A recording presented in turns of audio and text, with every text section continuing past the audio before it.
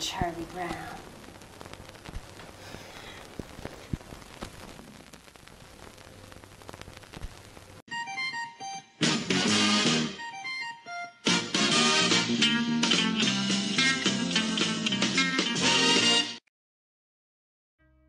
Sleepaway Camp 2 was one of the most glorious slashers of the 80s. And, of course, the most glorious set of boobs and hair in the movie was Allie Burtis. Valerie Hartman played Allie Burtis in 1988 Sleepaway Camp 2.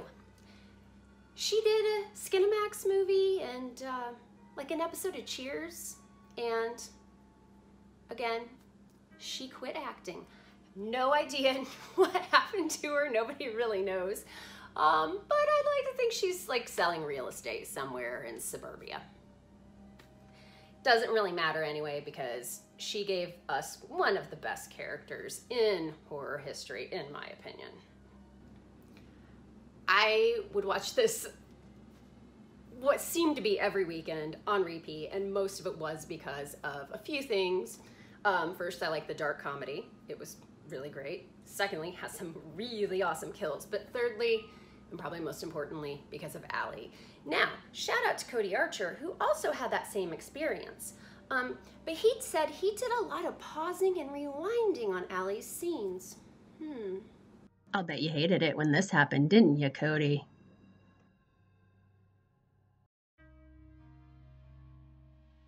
In 1988, the glory days of Poison, girls wearing dirty Reebok shoes and it being cool, mullets,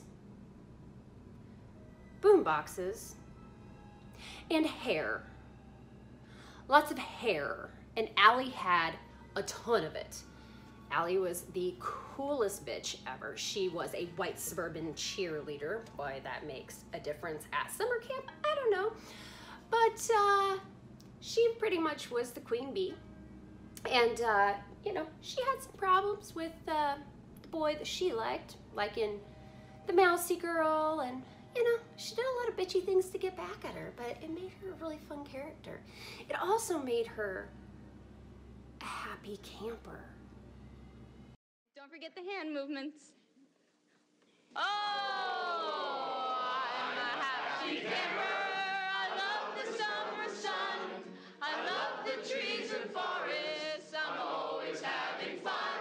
Oh, I'm a happy camper. I love the clear blue sky. And with the grace of God, I'll camp until I die. Yes, yes. So the chick on the guitar, of course, is Bruce Springsteen's sister, Pamela Springsteen. I'm sure that he was really proud of that. Yeah, so we start out meeting Allie very early on at a camp with kids who seem a little older. This is kind of a trend in these movies. There were only maybe like 10 girls in this cabin, and there are only maybe like 2 girl counselors and like maybe 2 boy counselors. I don't really know. There are very few people at this fucking camp. So we're introduced to Allie by seeing her boobs, because I always sleep in the nude. well, of course she does. And you know, Angela tells her that the nice girls don't have to show it off. But Allie is not a nice girl. She's pretty much a frenemy of everybody in this camp. So she can go from being really playful and fun one second to being a complete and utter bitch the next. Get a life. So she has her sights on Sean Whitmore, the 27-year-old camper, but he has his sights on Molly, the mousy, bookish girl. And of course, Allie is not used to being rejected because she's popular. She's a cheerleader. Yeah, whatever.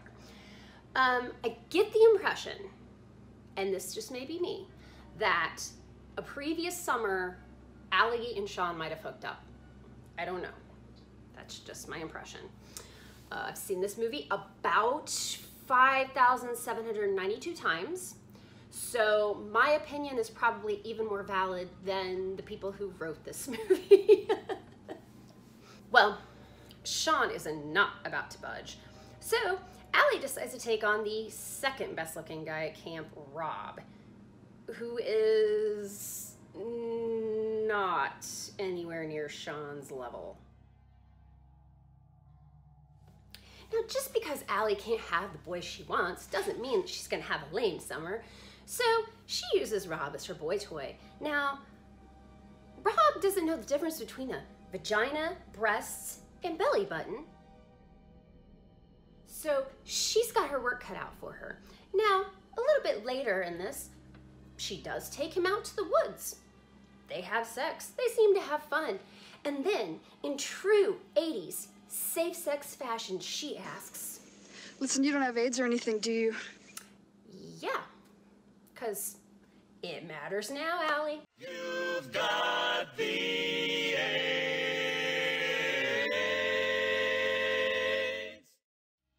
Now, if you thought that Allie was already kind of a weird little bird, so she fucks Rob, goes back to her cabin, sees a note from Sean, and basically fluffs her hair and goes off without taking a shower or anything. So she's just gonna fuck one dude and go fuck the other. Hey, whatever, Allie, more power to you, lady. Okay, so this is about the stupidest scene ever, but I love it.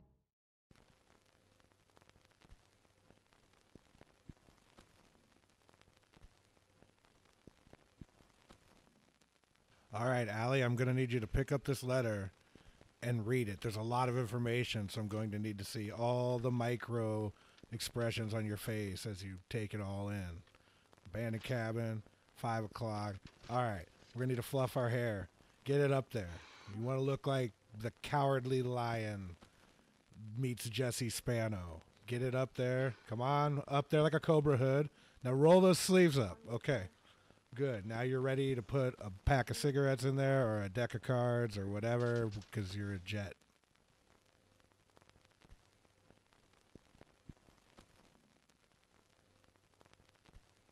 All right, we're here. What time was that again? A lot of complicated information. Check it out. All right. Everything seems to be in order. Abandoned cabin. That's that. All right, here we go. Let's get the hair up. We need to look like he's in danger of a predator attack. We want to appear large. Now, Camp Rolling Hills is 60 miles away from Camp Arawak, which seems kind of far. Think about how far 60 miles is from your house.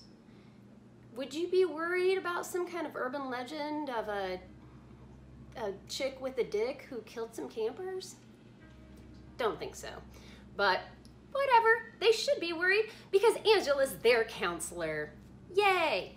Now, Angela does not like Allie. Well, Angela doesn't really like a lot of people. You have to meet a certain standard, but Allie is probably the one that she targets the most, and she probably should.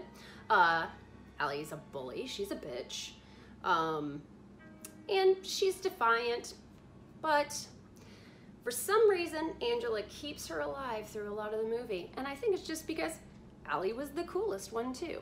Even though when she gets killed, Angela tells her she should have been the first one to go.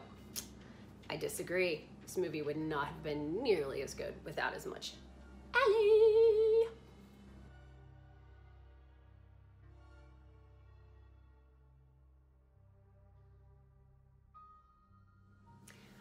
Our Allie has been the most glorious bitchy character ever, and she gets the most glorious death. In my opinion, one of the best deaths in horror history. Definitely in the slasher history.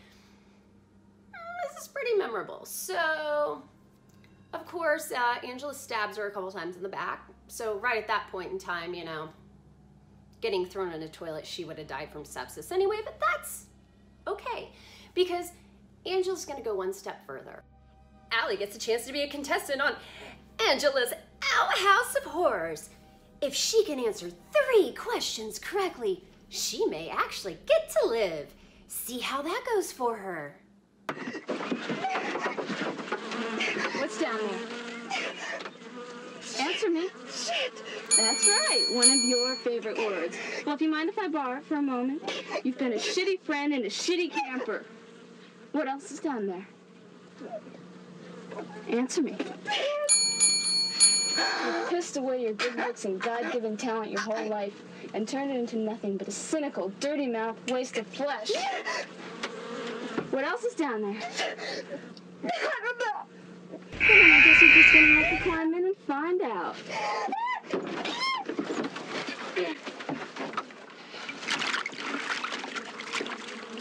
Leeches, Allie. For a leech like you. Now, if anyone was ever wondering, because I've wondered, and I looked this up, she goes into the outhouse head first. Okay, so you've got the hole where you would poop. She goes head first, and Angela shoves her down with a stick. But she comes back up head first. And I always wondered about that because I always envisioned an outhouse being like a long pipe. And apparently it is a pipe, but then there's a big tank. So she would have had to go all the way to the bottom, swam around, and come back up. Now, that's perseverance. So, yeah, she dies of drowning in shit, piss, and leeches. That's pretty awesome. Now, Angela doesn't just discard her corpses. She likes to set them up in her living room like they're having a tea party. And Allie is one of them.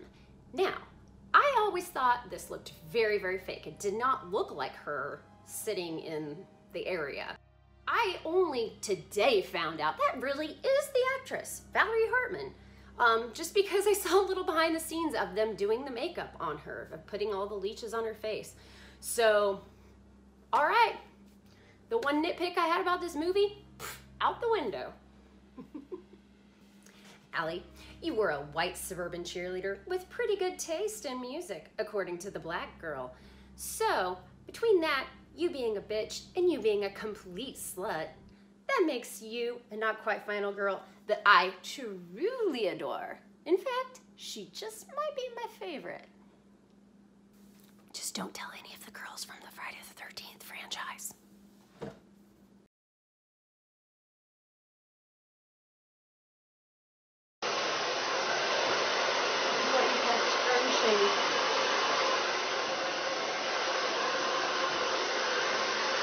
Thumbs up if you did this. And with a lot of this.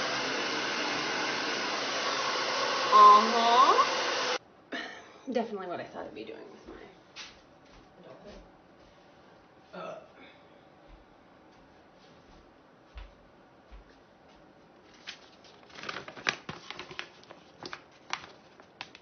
I can't get it open.